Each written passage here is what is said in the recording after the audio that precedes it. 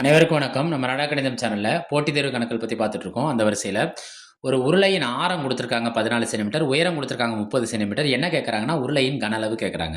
இப்ப இந்த கணக்க பொறுத்தவரைக்கும் நம்மளுக்கு என்ன தெரிஞ்சிருக்கணும்னா, மெயினா உருளையோட கன அளவுக்கான ஃபார்முலா தெரிஞ்சிருக்கணும். இந்த கணக்கு எந்த எக்ஸாம்ல கேட்டிருக்காங்கன்னு பாருங்க. 2014ஆம் ஆண்டு குரூப் 1 எக்ஸாம்லயே கேட்டிருக்காங்க. முதன்மை தேர்விலேயே கேட்டிருக்காங்க. ரைட்டா? அப்ப உருளையின் கன அளவுக்கான ஃபார்முலா தெரிஞ்சிருக்கணும். உருளையின் கன அளவுக்கு என்ன ஃபார்முலான்னா, pi r squared h. Right. அப்ப இதுல யார் யார் தேவை நம்மளுக்கு? ஆரம் தேவை, உயரம் தேவை. ஆரம் கணக்கிலே குடுத்துருக்கான். ஆரம் ஆர் ஈக்குவல் டூ 14 சென்டிமீட்டர், உயரம் ஹச் ஈக்குவல் டூ 30 சென்டிமீட்டர். ரைட்டா?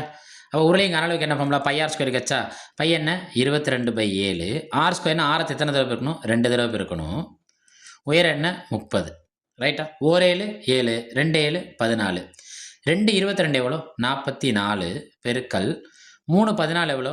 3 14 என்னைக்குமே 42. ஒரு 0 சேர்த்துக்கோங்க. அப்புறம் இங்கே யாரையும் நம்ம பெருக்கணும்? 44ஐயும் 42ஐயும் பெருக்கணும். பெருக்குவோமா?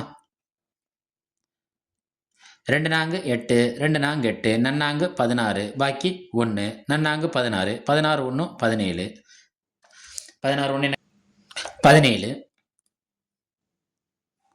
8 8 யாரையும் கூட்டுங்க, நம்மளுக்கு என்ன கிடைக்கும்? 14, பாக்கி 1 8. பாருங்க, 1848. இந்த ஒரு 0 சேர்த்துக்கோங்க. ரைட்டா?